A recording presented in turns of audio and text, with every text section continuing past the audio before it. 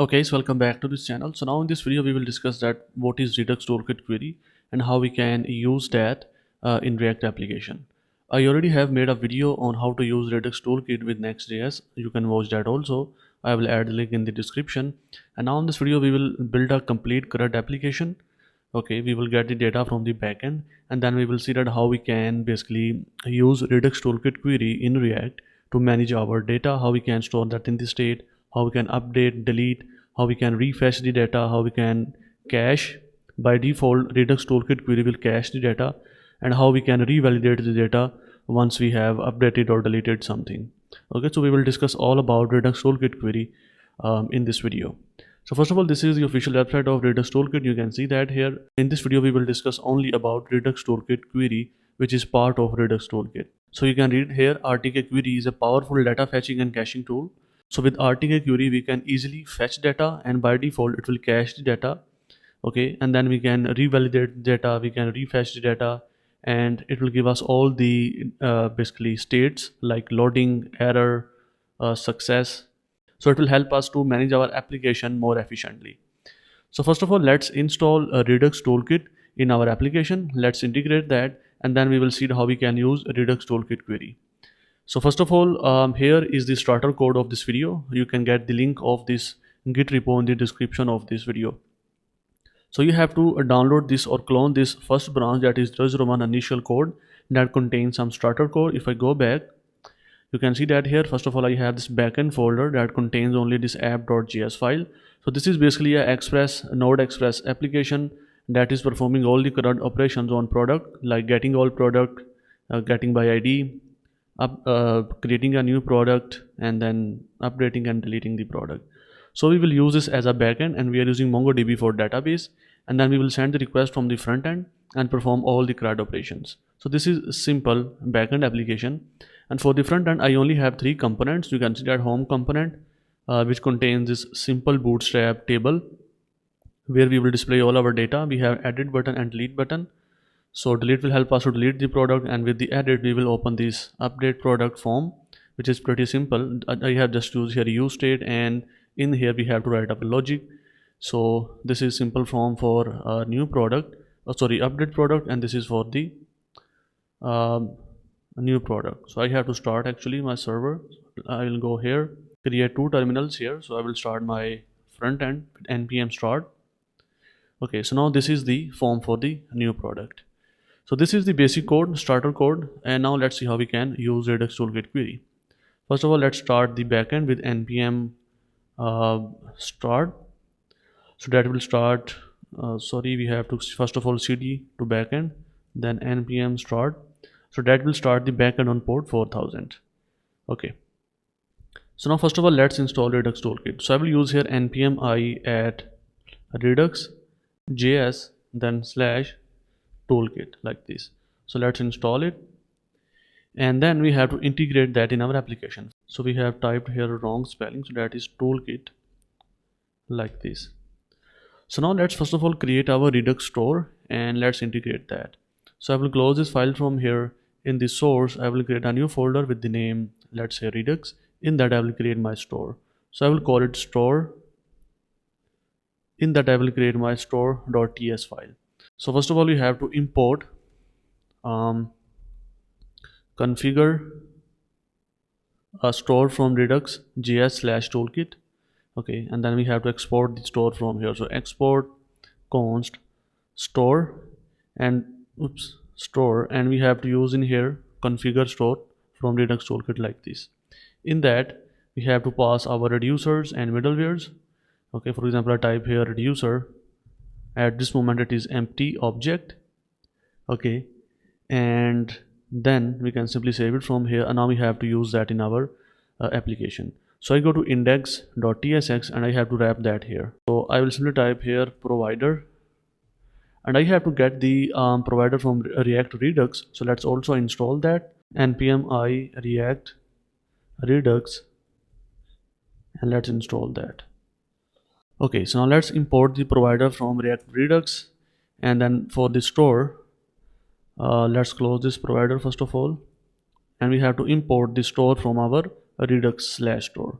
So now our store is integrated, And now let's create our API folder in here. So I will type in here API, and now in this API we are going to create our product API, in which we are going to write our code to basically fetch our data from the backend, create new product. We will create our query or mutations.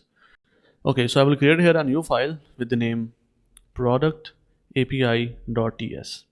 Okay, so we have to create here product API. So I type here export const product API. Okay, and then we have to use here create API, and we have to get that from Redux Toolkit. So I will type in here import from add Redux Toolkit / query and then / react. So we have to get this create API from here. And now in this create API, the first option we have to pass in here is the reducer path. So the reducer path is going to be our products or product API. Okay, and remember that we have to use this path in our store in a minute. So this is going to be our reducer path, and after that we have to pass in here the base query. So the base query I will use in here fetch base query from Redux.js toolkit query / react. Now in that we have to pass in here the base URL of our application. So what I will do here is I will simply add in here a base URL that is going to be /API, and let's go to the package.json of the front end and let's add here proxy. So I will add in here proxy that is going to be HTTP port 4000 from the backend, because our backend is running on port 4000. So I added here proxy. So 4000 /API is going to be our base URL, and then we will define our endpoints after that. So after providing the base query and we have passed in here the base URL, and then we have to give here the endpoints. So here we will define all the endpoints like getting product, getting single product. So from here we get access to the builder, and now in that we can basically define all our endpoints. So the first endpoint that we need here is the get products. So I will type in here get products, and we will use this builder. So builder dot query. Now in this query we can pass all our options. Now remember that while fetching the data we use query, and while posting the data or updating the data or deleting the data we use mutation. So now we are fetching the product, so that's why we use here builder dot query. And now in that I simply type in here that query. I will return from here a function that contains our route, and we know that our backend route is going to be products. So that is going to be /API /products. Let me show you that. If I go to the backend in the app.js, you can see that here /API /products. So that is going to be base URL, that is /API and then /products. So that will fetch all the data from the backend and give us back. So now how we can call that in our component and get all the data? First of all, we have to export our query from here. So I will simply type in here export const from product API that we have just created in here, and we have to export our query. So our query is going to be use get products query. Okay, now we have to call this query in our component, and that will fetch all the products. And before that we also have to add this API in our store. So for that I go to my store.ts, and here I have to add the reducer and then the middleware. Reducer is going to be product API. We will import that, then dot reducer path. Remember that we have given here the reducer path, which is this product API. So we will use here product API, and then for the value we have to use here product API dot reducer. So that will set the product reducer, and after that we also have to use here middleware. So middleware, and we will use here get default middleware and get default middleware, and then we will concat in here our product API dot middleware. Okay, that is concat like this. Okay, so now we have set in here the reducer, we have set the middleware, and now we have to just call this query and get our result. So I copy that from here. Now let's go back to our source in the components in the home, and we have to render all the products here. So I will type in here const, and we have to use in here this query. I will import that, and then we have to get in here from data. Okay, and then we can also get in here is loading, error is error, and we can get all these values from this query. Okay, so we are getting here this error, and if I go back, and let's also add in here types. So for here I will use product, and then the return is going to be void. Okay, and let's also create here product type. So type product, that is going to be, in that we are going to have in here the ID, name, description, and then the price of the product. And we are using MongoDB, so that's why that is going to be underscore ID, string, name, description, and then price. So here this product is the result type that we are expecting the product array, actually, because this is get all products. So we are expecting that this will return an array of these products. Okay, and then we have to pass nothing in there. So this is the query arguments that we have to pass in the query. So we don't have to pass anything, so that's why I use here void. Simply save it, and now the warning is gone. So let's log in here the data, save it, and now let's start. So npm start, and if I go to the console, you can see that here we have this object that contains these products. So right now it is empty. So first of all, let's create our new product and save that in the database. So we already have a backend endpoint. Now we just have to send the data and post that in the database. So for that, what I will do is I will again go back to my product API. Now we have created here this get products query, and now we have to create here new product mutation that will create new product and save that in the database. So I will simply type here after this get products endpoint create product. Okay, again we have to use here builder. Now this is a post request, so we have to use here mutation. So now in that we have to pass in our options. So first of all, let's type here the result type, and we are expecting a product.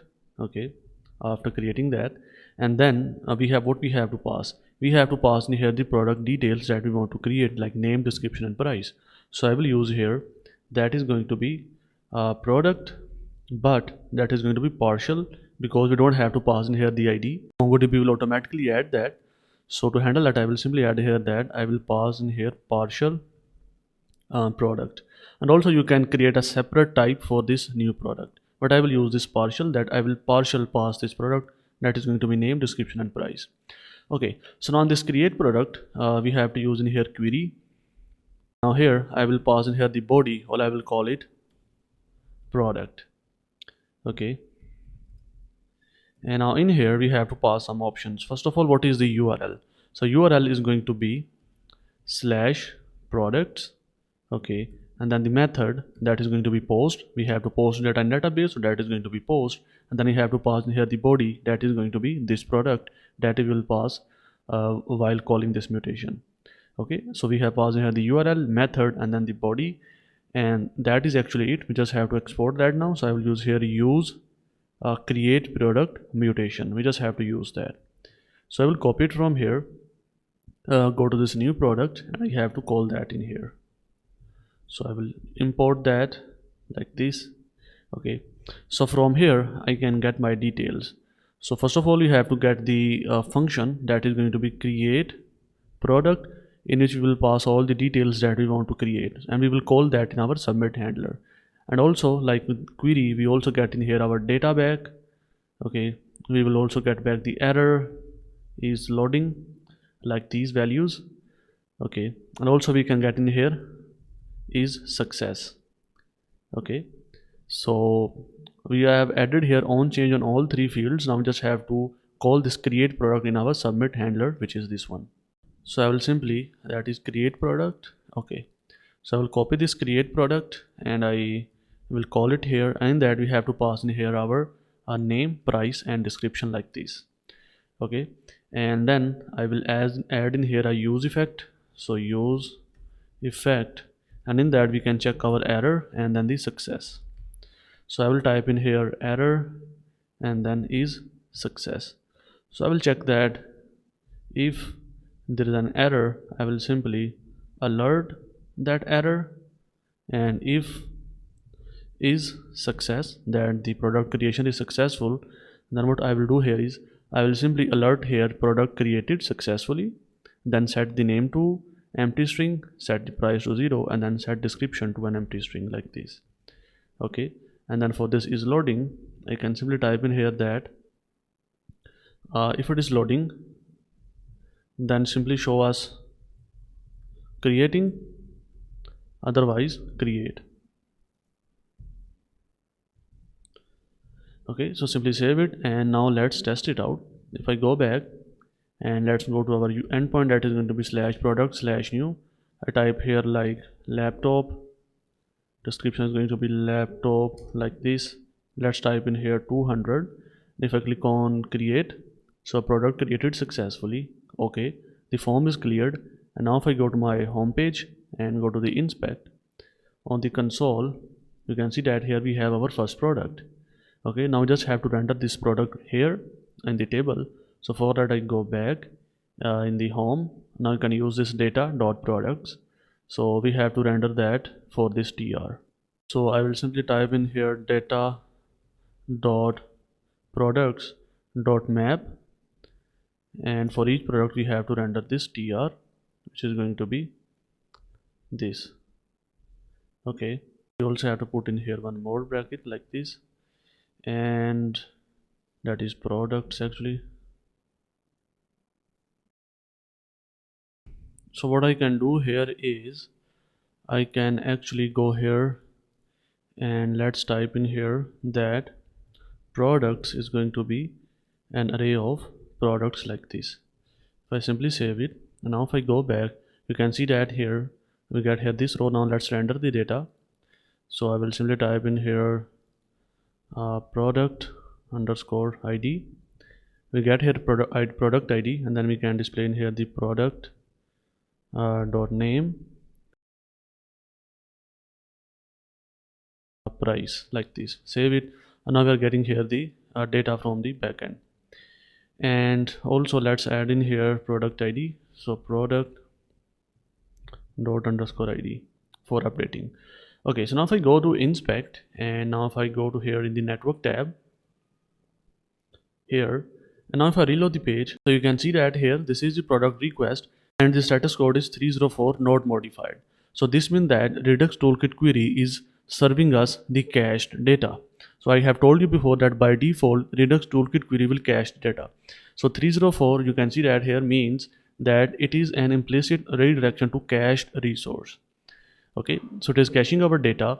If you want to learn more about the cached behavior of Redux Toolkit Query, you can go to their website. You can go in using RTK Query, and here you can see that cache behavior. You can read all about that here. So by default it is going to cache your data. You can use this keep unused data for. You can pass this option after this base query.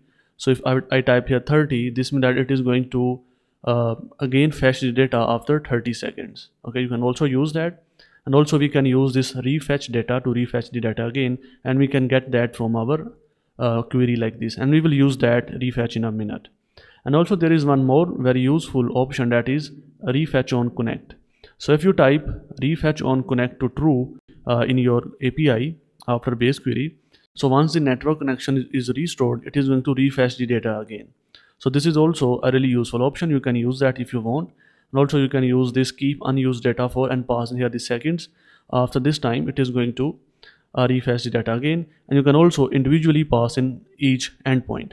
You can pass it at the API level right here, or you can pass that in individual endpoint like this. Okay, so it is totally on you.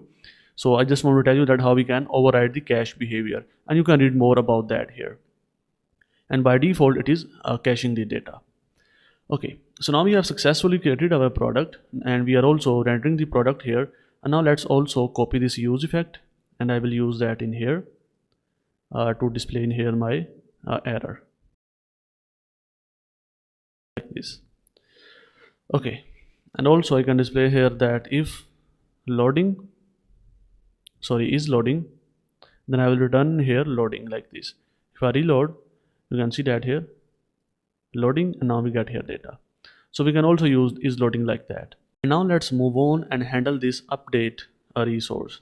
Okay, so for that I simply go back to my products API. After this create product, I can simply right here, I can simply actually copy this from here just to save some time, and let's create it for update product. And we are updating the product, so that's why it is also going to be mutation.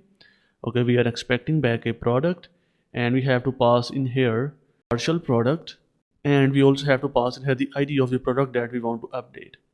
Okay, so for that I will use in here that I will also pass in here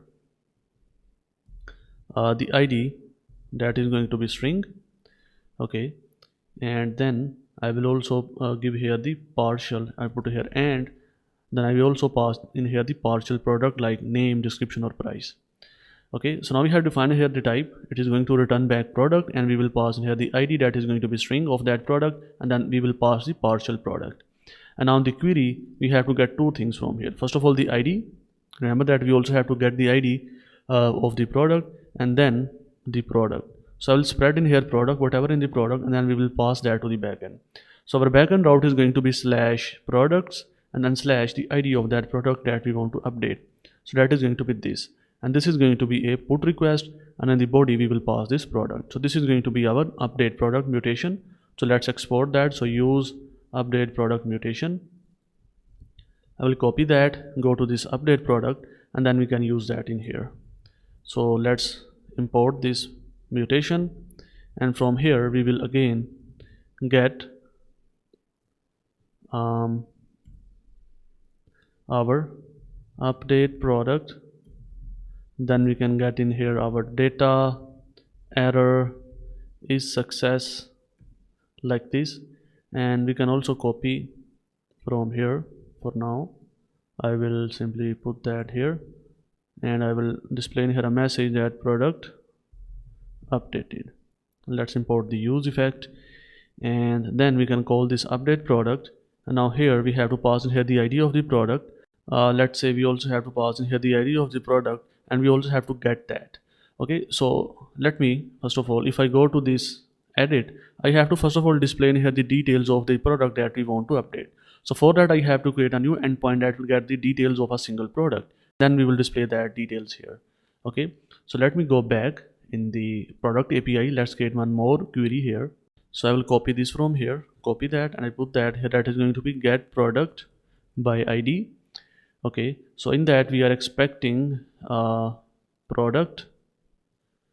Okay, let me check that in the backend. First of all, we are passing in here product, so let's put in brackets. Okay, and then we have to pass in here the ID, so that is going to be string.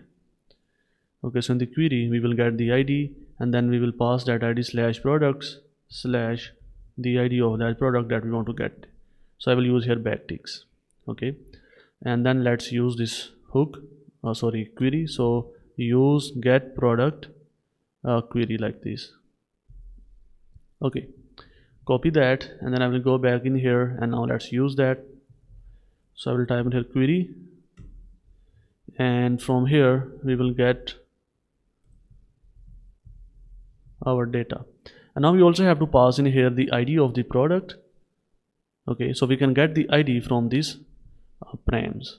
Okay, so for that I will simply use here const params is going to be use params like this, and then I can pass in here the ID of the product. So that is going to be params dot ID, or let's say I can pass in here empty strings like this. So now we will get back the data, and let's get this, and I will remove this from here. Now we have this data, and I can simply check here in the use effect that if data exists, then we have to set the name, price, and then the description like this. Okay, and then I will simply use in here data. Okay, so now if I go back and see that here we get here name, price, and then the description. So let's update the name. If I type here 1, and we also have to actually pass in here the ID. So ID is going to be, let's say, data dot underscore ID, data dot product dot underscore ID. Save it, and that is going to be there. So I will use here this mark. Okay, so now if I click on type here 1 and update, so product updated successfully. If I reload the page, now I have here 1. So this means that we are successfully updating the product now. Okay, now let's move on and let's handle the delete part. If we want to delete a product, if I go to the home page, you can see that we can also use this delete to delete the product. So I go in my basically product API, and let's create one more mutation here. So what I will do is I will copy this from here.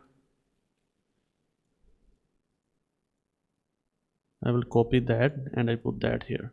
So that is going to be delete product, and that is going to be mutation, and we are going to pass here nothing, and but we have to pass in here the ID of the product. So I type here string, that is going to be the ID, and in the query we will get the ID of the product that we want to delete.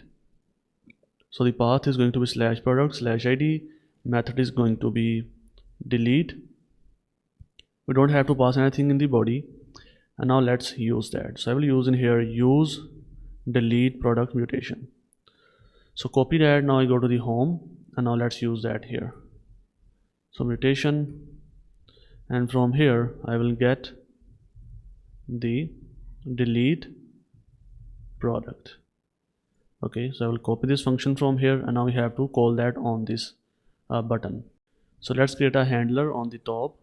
So I will type here const delete product handler, and in that we will use this delete product and pass in here the ID, and that is going to be string.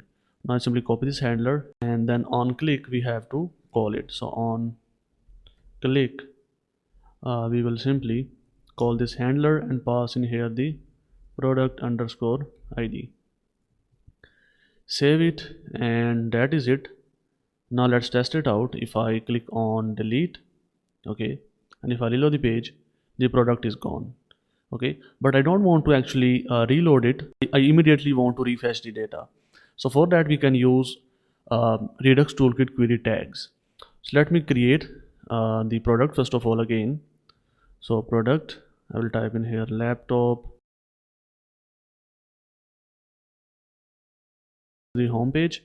Now we have here 3 products. Now I don't want to click on this delete button and then reload the page. I immediately want to refresh the data, and for that we can use something called tags that we can use in Redux Toolkit Query. For that I simply go to the source. In the Redux API, product API, I can provide here first of all a tag after this let's say base query.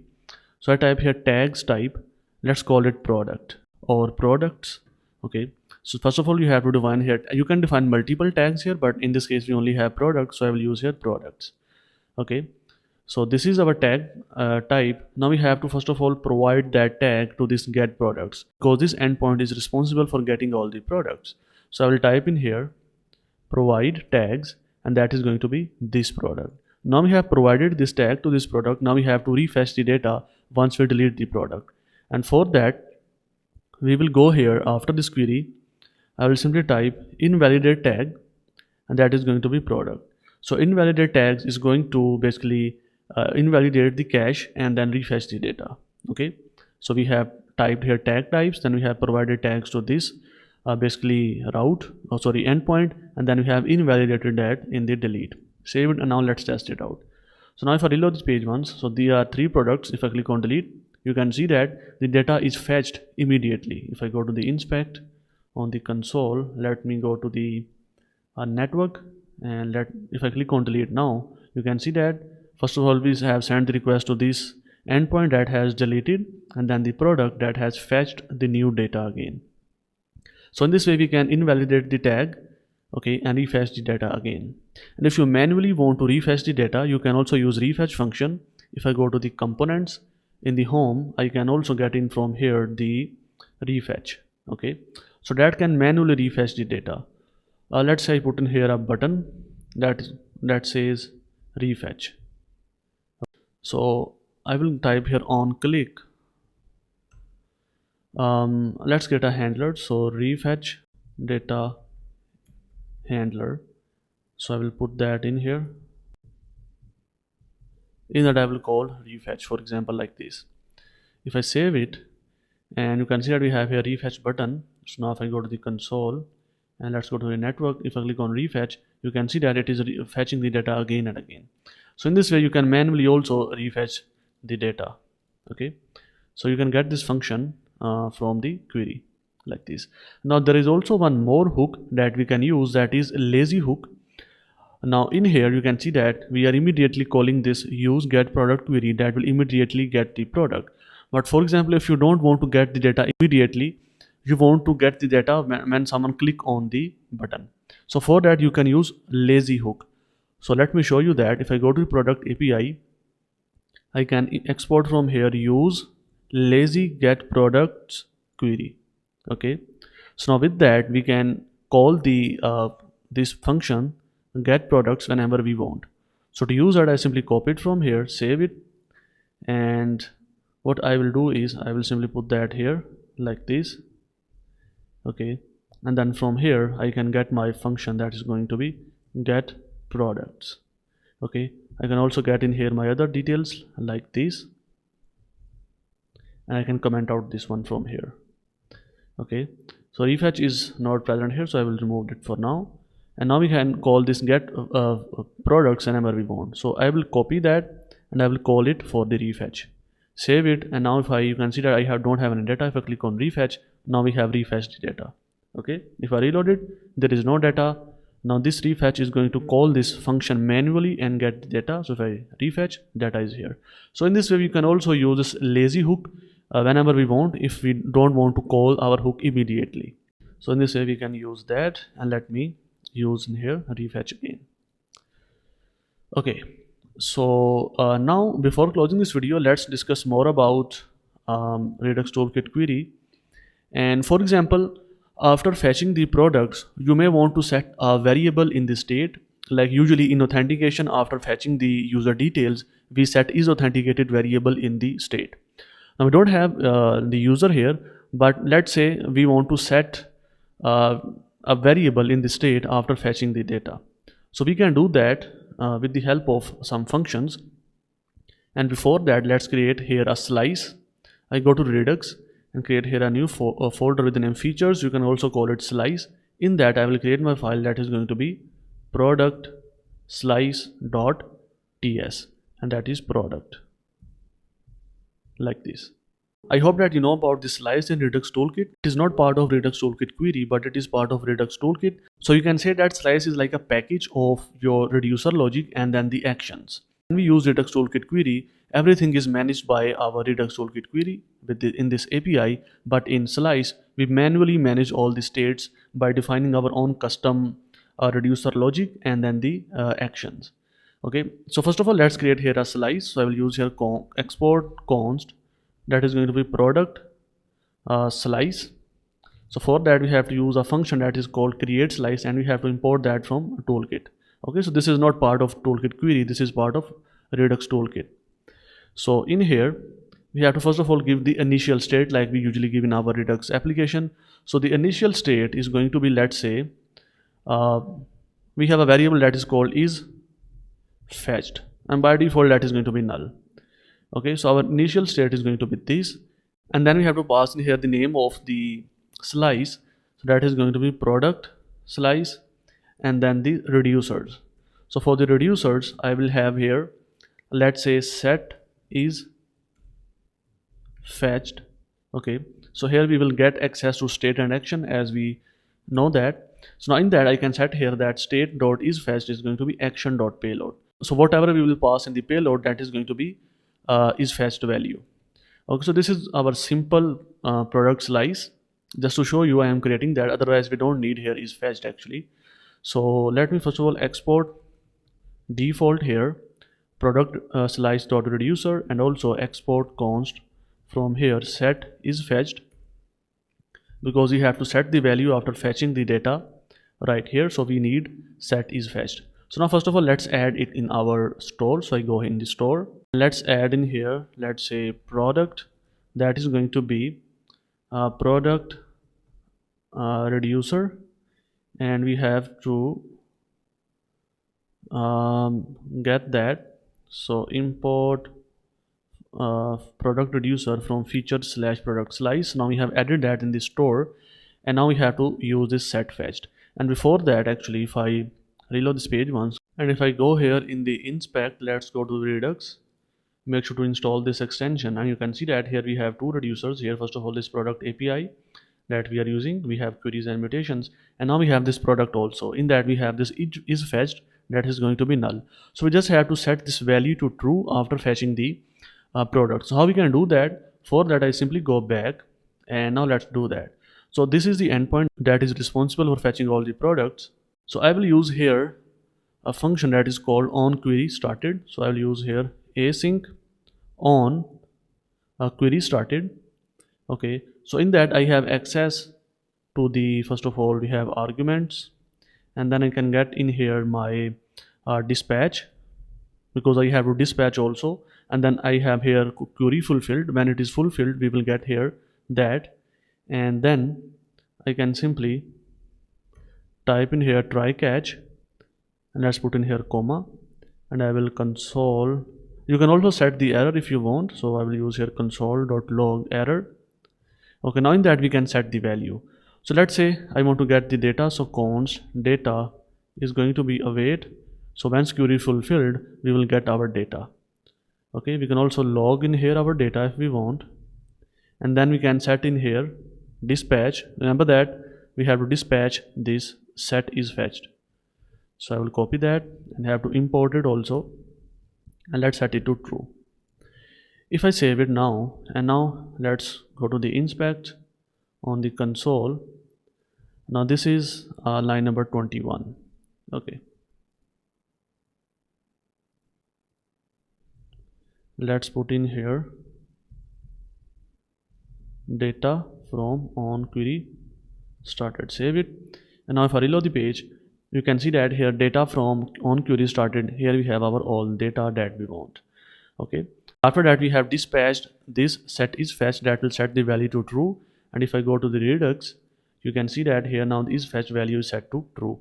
So in this way you can also use this on query started. So once query is started, we can uncheck that. Once it's fulfilled, then we can get our data back, and then we can set any value in this state. Like for example, if you are fetching the current user, so after fetching the user data, we can simply set is authenticated in the state. And there are some other functions that we can use to transform the response. For example, I can type in here that, let's say, transform response. Okay, so I will get here response. Let me type in here that is going to be response dot products, like this, and let's put in here any for now. If I save it, and now if I go back and reload this page and go to the inspect, and now you can see that here in the array we have our data, we don't have the products, because we have transformed our response that we want to use response.products. Now we don't have products in here. Okay, so in this way we can also use transform response if you want to transform our response into a specific shape. For example, you have nested data in your response, so in this way you can pull that and transform your response. Okay, and you can see that here we don't have any data because now we have transformed the response. So we also have to change the implementation in the home component. So now we have to use in here, let's say, data.map, like this. Okay, and also we have to go back in our product API, and then we have to remove this from here, like this. Okay, so now we will get back our products like this. So in this way we can also use the transform response to transform our response. If you have nested data, you can use that. In the same way, we have transform error response. If you have nested errors, and if you want to get specific error value, you can also use transform error response. So transform error response. Okay, from here we will get our response, and then we will get in here some other values, but I will simply can return in here the specific response that I want. Okay, so I will type in here const response dot data, or whatever you have to transform. In this way you can also transform the error response. So I hope that you understand what we have done in this video. And before closing this video, we can also add multiple tags. For example, if I go back to my VS Code, go in the source, and I go here in the Redux, in the API product API, we have provided here one tags. So let's say I add here one more tag that is going to be product only. Okay, so what I will do is when I will update the product, I have to get my data again. So I will provide the tag, I will copy it from here, I will provide that to the get product like this, that is going to be product, and we have to invalidate that tag after updating the product. So I will copy this invalidate tag and then I will put that here after this query like this. Okay, so once we update the product, it is going to invalidate this tag and fetch the data again.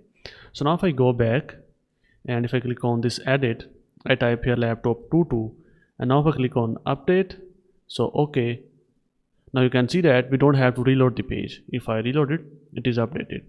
If we don't type here these tags, you know that we have to reload the page. If I comment out these, save it, and now let's type here 11. If I click on update, okay, but if I have to reload the page in order to see the update.